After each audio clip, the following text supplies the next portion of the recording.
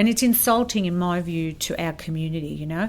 So I often make decisions around the chamber table for the whole of the municipality, of course representing my ward and my constituents, but not solely. You know, there's big decisions that get made that impact on the whole community. But some people, in my view, are extremely short-sighted in the way they approach their role and the decisions that they make around them. And this, unfortunately, is another poor example of that decision-making process. So I'm very upset about that. I think our community hasn't been informed adequately. Then they certainly haven't been consulted, and it's not fair, you know. Then there's other little comments that I hear around that chamber table about the way Thomastown has been referred to as the slum of our municipality. So I'm really putting it out there and telling you as it is, because this happened in a public council meeting, and people like that really, in my view, do not deserve to be elected to public office and represent the well-being of any municipality. You know, they shouldn't be there. It's as blatant as that. I can't say it more blatant than that.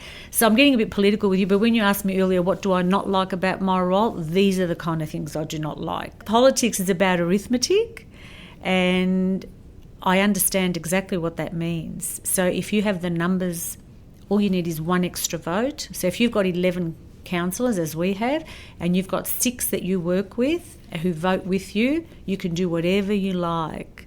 And that's pretty much what happens. Sometimes it's not even about, you know, principles or values or policies and strategies. And there are numerous examples around our table where decisions have been made that haven't followed, in my view, due diligence in the sense of what is council's policy here. Oh, well, too bad, we're not going to follow the policy. We're going to do this because, you know, it suits our agenda.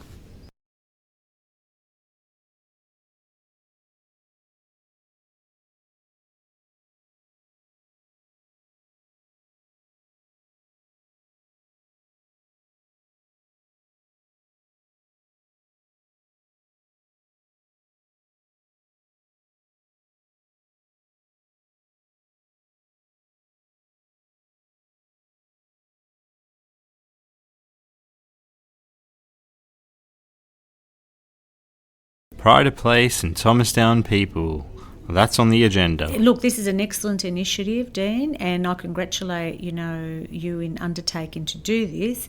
And I see it as an opportunity or as a tool to achieve that very mission. People are very deserving. They're wholesome, good people here. They're very hard-working, wholesome, good, ambitious people. They've achieved a hell of a lot, much more than, the people who mouth off, who don't have much wisdom on their side, unfortunately. And I think it's really a shame that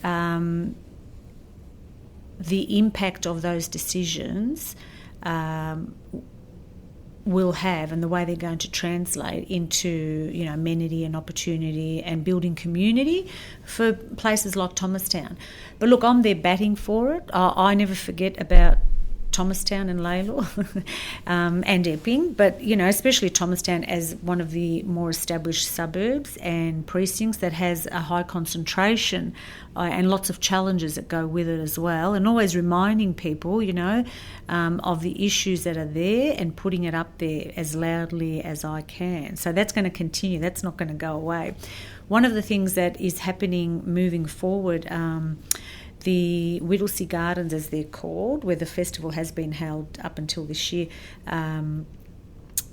over at Barry Road, is in need of some TLC, if you like. It needs an injection of resources to lift it, and that's been the case for several years now. And one of the thinking processes around it was that when the wholesale markets on Cooper Street, when they were going to be established, part of our negotiating council with the market authority was that we would maximise the opportunity for recycling the water, the water spill that comes from the market use, through to one of our ovals, our sporting ovals, and then down to the lake at the Whittlesea Gardens, and it would fill the lake up.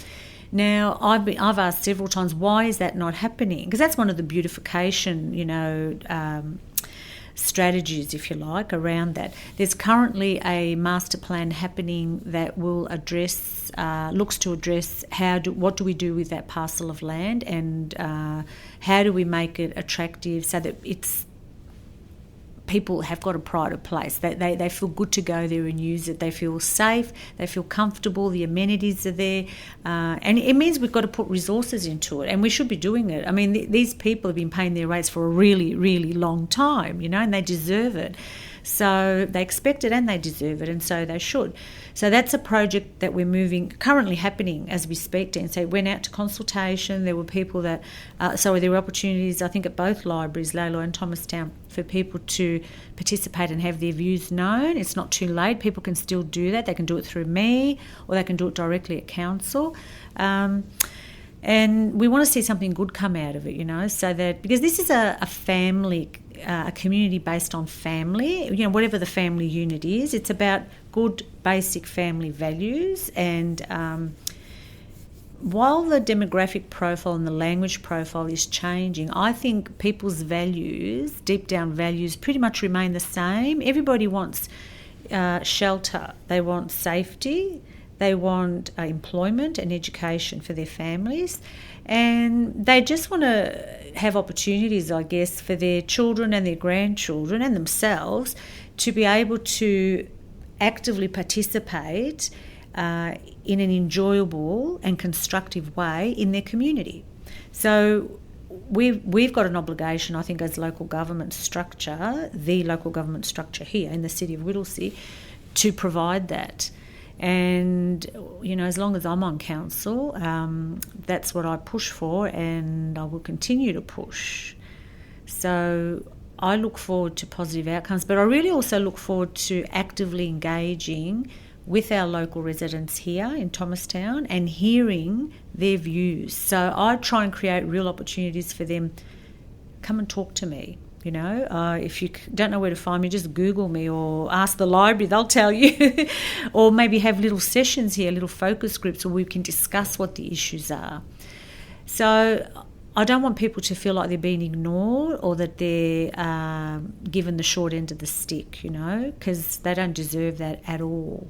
If you feel like you need to chat with Councillor Kris Pavlidis at any point, the email is kris.pavlidis@whittlesea.vic.gov.au. The mobile is 0407 689 032. All this information is on the whittlesea.vic.gov.au website. Yes, well, if people do want to make contact, if they Google City of Whittlesea, there's a list of councillors there, and my mobile's on there, as is my email address. So I'm happy to have conversations with people. I mean, I thrive on that. I like to interact and hear people's ideas and take them on board. At the moment, our budget process that I mentioned earlier is open to receive community submissions as a response to the draft budget. So the draft budget's available here, Dean, at the Thomastown Library as well as the Lalor Library. If people want to flick through and if they see something that's not there, or if they want something addressed, for example, at the back here, the rear of the library is the Main Street Thomastown Football Club, and they've put in submissions over the years about what they want done to the grounds as well as the pavilion. The schools put in submissions. Thomastown Neighbourhood House has put in submissions. The library has. So there's opportunities also for community-based groups in the community. If you think that your preschool or your social club or your sporting club or your art club or whatever it is not getting the attention that you believe it could and should, this is an opportunity to, it doesn't have to be a lengthy submission, you can just be dot points, and you'll have, you've got to submit it by a certain date, and I can't recall right now what that date is, but it's coming up very quickly.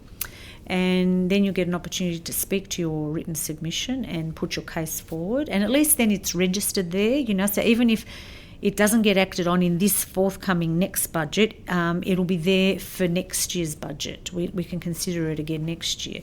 So there are these opportunities. Yeah, as I said, my mobile is out there.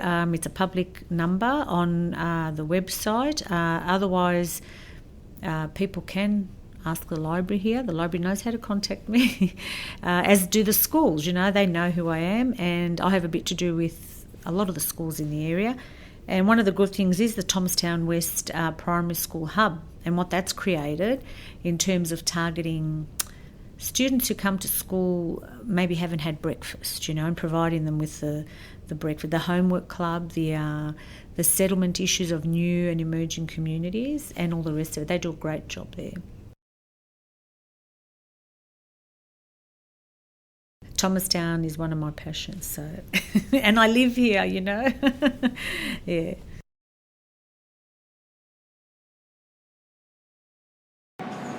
Departing Thomastown.